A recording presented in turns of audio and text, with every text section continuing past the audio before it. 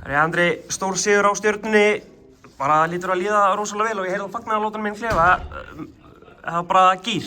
Já, það var bara akkurat þannig. Við erum mjög ánægðir með okkur í dag og bara ofboðslega stoltur af liðinu. Frammistaðan frábær og þetta var gaman í dag.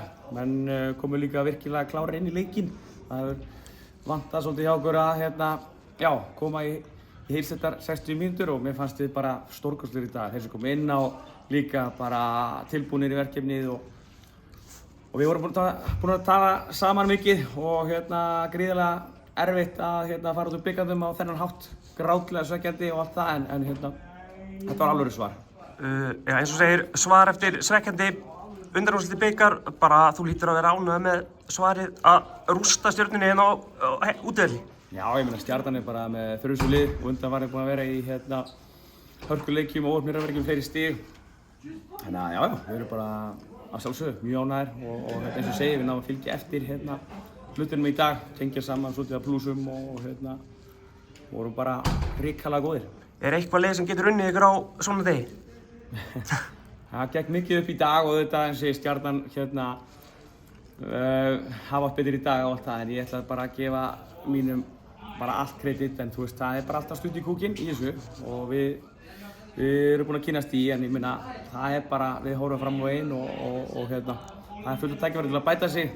Það geta að fara eitthvað að fljúga upp í himinn þrátt fyrir einhvern góðan sigur sko. Það bara stutt í næsta að spila þétt og við þurfum að halda áfram og mæta klárir. Við elskum að spila á heimavelli og það verður gaman að spila næsta leik. Það eru tveir leikmenn sem voru ekki með Bjarni Ófi. Hver staðan á honum? Já, Bjarni og Morten eru báðir bara meiddir og við þurfum bara að vera skynsami með þá. Þú veist, við viljum ekki vera að forsa því eitthvað og vildum frekar bara keyra á menn sem eru virkilega 100% klárir og leyfa þeim bara að jafna sig og það var bara akkurat flott í dag og aftur eins og gríðarlegt hrós á stráka sem var að koma inn á í dag. Það var bara allir klárir og við erum bara alveg lið, við erum með meiri breidd heldur en margir halda. Bjarni verður með í úrslitakeppninni eitthvað?